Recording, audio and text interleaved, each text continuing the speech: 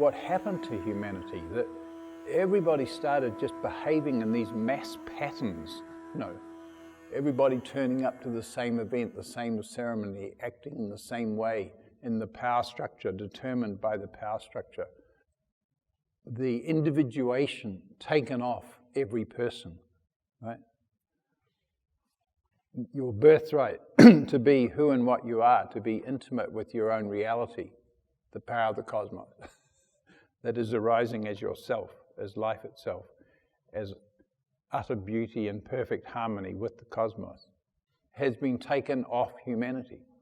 And yoga is that embrace, enjoyment, acknowledgement of your own reality, free of any patterning. That's what it is. That's what it always was. That's how it developed and evolved. And I have to say, this man, Krishnamacharya, this rebel of his own time, like coming in and planting this seed of activism in the power structure of British colonialism. Wow, you get that? What he did, bringing the Yoga Tantras, each person's direct embrace of reality itself, the freedom of every person, and going down to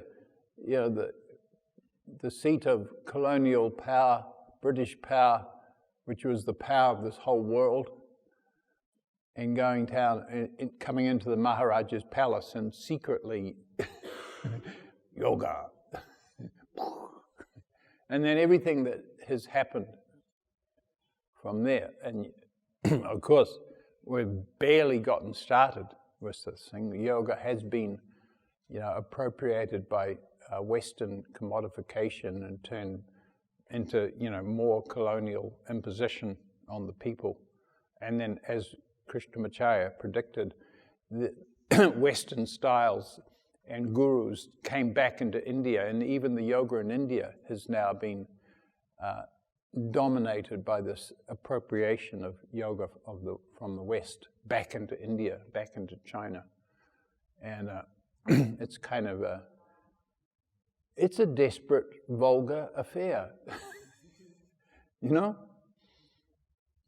When we went to Tibet and went, into the temples of the Dalai Lama and Lhasa and these different places, and saw how Chinese colonialism has, in a very brutal way and vulgar way, imposed upon this beautiful tradition. This has happened with yoga too. It's no less than that. So for us to pick up the yoga in our own embodiment, our own experience, not because I am saying it, not because it is written in any beautiful text, but because it is in your own spine. It is your own experience of your own life, of reality itself, the secrets of this universe in you as you, right? Can the secrets of the universe be anywhere but in your own embodiment, your own body, breath, and sex? No, they're here. Here is God. They're not anywhere else. They're in no lineage. They're not in anybody else's mandala. They're in your mandala.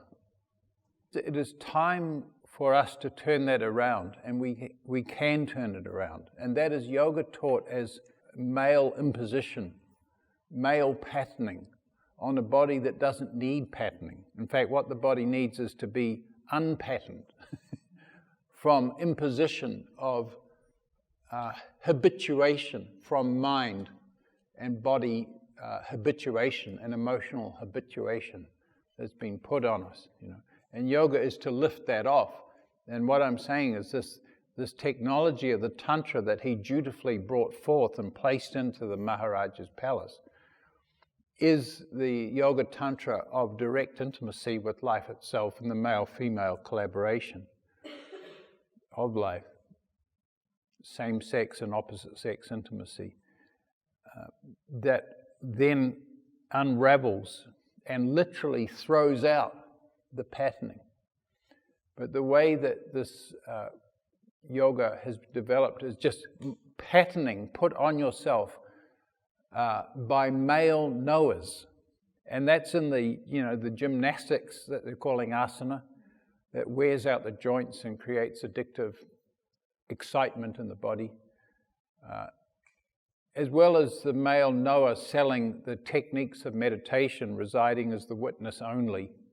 That whole marketing deal going down of people trying to reside as awareness in the imagined state of permanent enlightenment that somebody is supposed to be in a benign state.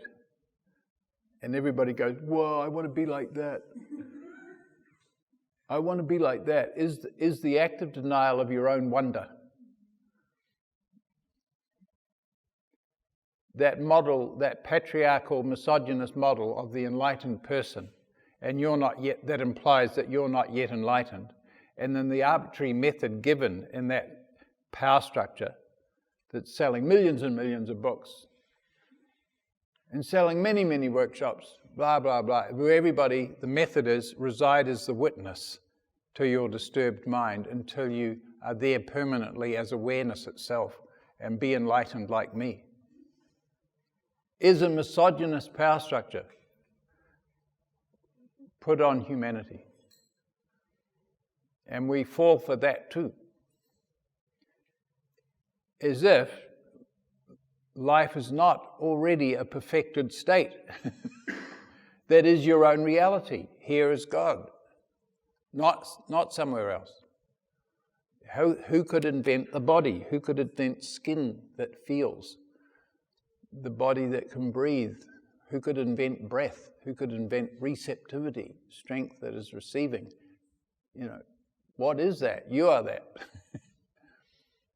If there's yoga, it is simply that acknowledgement of your participation in what you are in the natural state, in the power of the cosmos that is your own reality, not some cleaving to some socially contrived ideal such as enlightenment, such as God realization in the future.